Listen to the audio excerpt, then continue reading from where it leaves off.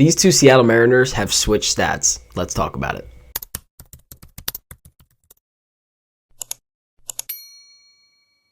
So these two Seattle Mariners that I'm referring to are Mitch Haniger and Luke Raley, and I'm going to be discussing how they have completely swapped stats from opening day to April 15th, where one of them was doing extremely well and the other was not doing well at all, and then from April 16th on to May 13th, how they have completely switched. So first we're going to go over these stats from these two specific timelines to see really how just these two players have absolutely switched completely. So let's start off with the first timeline of opening day to April 15th. So as you guys can see by the chart, Luke Raley was hitting 185 while Mitch was hitting 286.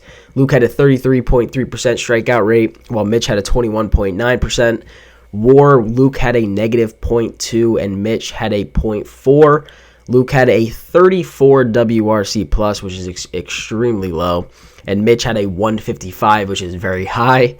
And then an on-base percentage, Luke had a 185 and Mitch had a 375. So as we know, Mitch got off to a fantastic start in his return to Seattle. And Luke got kind of off to a rough start because he really wasn't getting a lot of consistent playing time. He was kind of playing almost like maybe 2 times a week, if I recall. So really just not getting a lot of reps. And kind of the one thing that I wanted to hone in on was the fact that Luke really wasn't one of those guys that succeeded coming off the bench. He was one of those guys that consistently got better the more reps that he got. I really just honed in on some of those videos on why he just really needed to get those consistent reps, because if you look back at his previous stats, he's a much better player when he plays consistently, not when he just comes off the bench 1 or 2 times a week. But one thing that we kind of expected from Mitch is the fact that he is just very comfortable and he loves playing in Seattle. So these stats to start off the year were a little surprising. They were much higher than a lot of us believed they would have been. But he really did just get off to a really hot start, which was great to see, especially returning back to Seattle.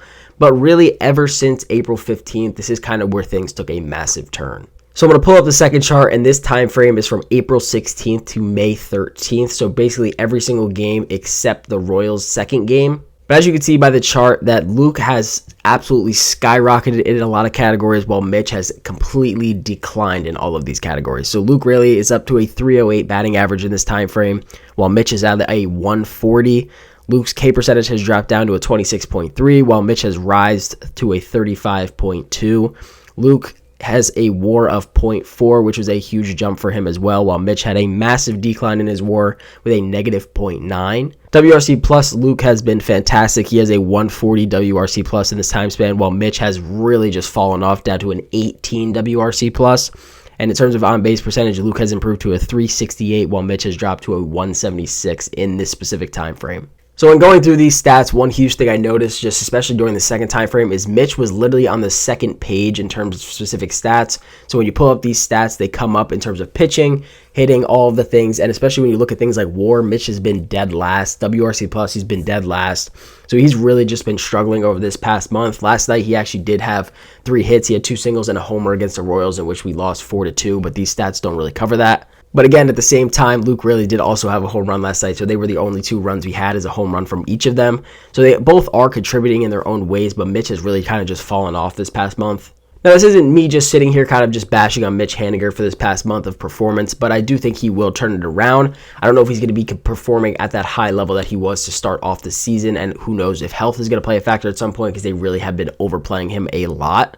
But I do believe that he will turn it around and he will not struggle this long. Like I said, he had 3 hits last night, so maybe this is what's going to jump forward him to really figure it out. But the way Luke Raley is playing right now, and as we know, Dom Canzone should be on his way up soon. He did start his rehab assignment, similar with J.P. Crawford. But obviously, J.P. Crawford's not an outfielder, so that's kind of irrelevant to this conversation. But I do think that they do maybe have to consider giving Mitch some more days off and kind of letting Luke and Dom be out there, especially as we know Dom has a very high ceiling, and he started off the season pretty well, and he really started to figure it out before he got injured. And the Seattle Mariners are really just starting to get banged up. Mitch Garver's having back problems. Jorge Blanco has hamstring tightness. Just a lot going on and a lot of injuries, which we were kind of worried about, but hopefully they aren't very serious, and they kind of just are getting overworked, and it's just the beginning of the season getting back into the rhythm of things. Because this schedule does not get any easier, and we really need guys like Mitch to step it up, kind of like he was at the beginning, and kind of just get everyone on that same page. So if Luke and Mitch can both be doing this, we are going to be so much better off. But in terms of Luke Raley, this is really just what we were hoping he would be able to do, because he has a massive power element. He strikes out a decent amount. That's nothing new. We expected that coming in. But he's really just starting to contribute on all fronts. He plays his very good defense, which we know he does play. And he's finally getting that home run stroke, which is great to see. He's up to 3 home runs on the season, which is awesome. But it is kind of just crazy to see that going into the season, Mitch was off to a great start, and everyone was kind of worried about, what do we do with Luke? Does he need to get more ABs? Is he really just not that good? Nobody really knew, but it's crazy how they have just absolutely taken a twist and just did a whole 180 each of them, and now Luke is just absolutely dominating, and Mitch is really, really struggling. I knew that Mitch was struggling, but when I really dug deeper, I was really shocked to find, especially the negative 0.9 WAR and the 18 WRC+. That is just,